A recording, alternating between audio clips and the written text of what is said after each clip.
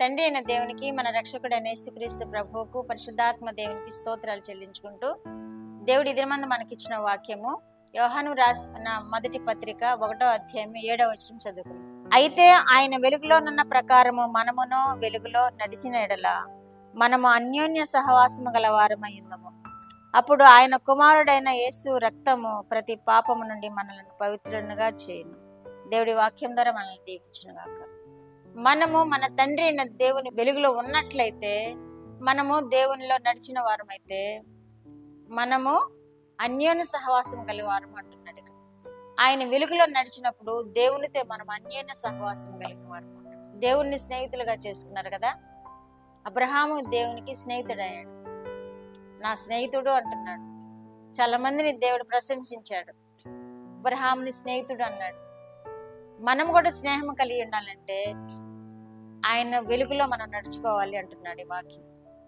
ఆయన వెలుగులో నడుచుకుంటే మనము దేవునితో అన్యోన్య సహవాసం కలవారమైందము అంటున్నాడు. ఇంకను అప్పుడు ఆయన కుమారుడైన యేసు రక్తము మన ప్రతి పాపము నుండి మనల్ని పవిత్రులుగా చేస్తుంది అంటున్నాడు. మనము దేవునితో అన్యోన్య సహవాసం కలిగినప్పుడు మన యేసుక్రీస్తు రక్తము పాపములన్నిటి నుండి మనల్ని పరిహరిస్తుంది అంటున్నాడు.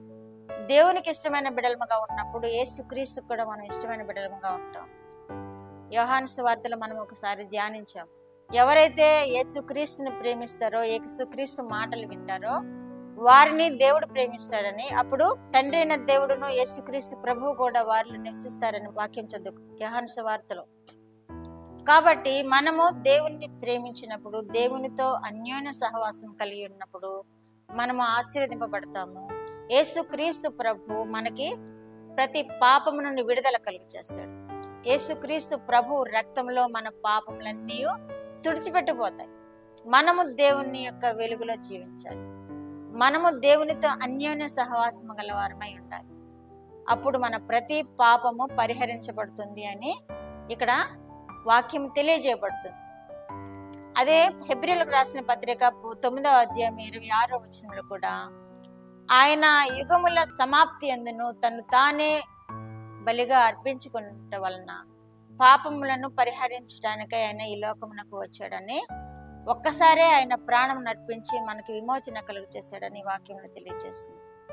యుగ సమాప్తి యందు ఆయన ఈ లోకానికి వచ్చాడు యేసుక్రీస్తు ప్రభువు. ఇంకా సమాప్తి అయిపోతుంది, ప్రజలు ఏమైపోతారో అని తండ్రి అయిన దేవుడు యేసుక్రీస్తు రూపంలో ఈ భూమి మీదకి వచ్చిన విధానాన్ని మనం చూస్తున్నాం. ఆయన రక్తము చిందించడం ద్వారా మనము పాప క్షమాపణ పొందాలని శరీరధారిగా ఈ లోకంలోకి వచ్చినట్లు మనం చూస్తున్నాం. పూర్వకాలం మనకు ఇజ్రాయేలీలు ఏం చేసేవారంటే, వారి పాపాలు పోవాలంటే వారు ఏ పశువునో పక్షినో తీసుకెళ్లి దేవునికి బలి ఇచ్చి ఆ పాప పరిహారం పొందేవారు. దేవుడు దీన్నంతటిని ఇంకా సమాప్తం చేసి ఆయన ప్రియకుమారునిగా యేసుక్రీస్తుని లోకానికి పంపి ఆయన శరీరమును బలి ఇవ్వడం ద్వారా మన పాపాలకు ఒక్కమారే పరిహారం చెల్లించిన దేవుడిని మనం హత్తుకున్నప్పుడు మన పాపాలన్నీ తుడిచిపెట్టుకుపోతాయి.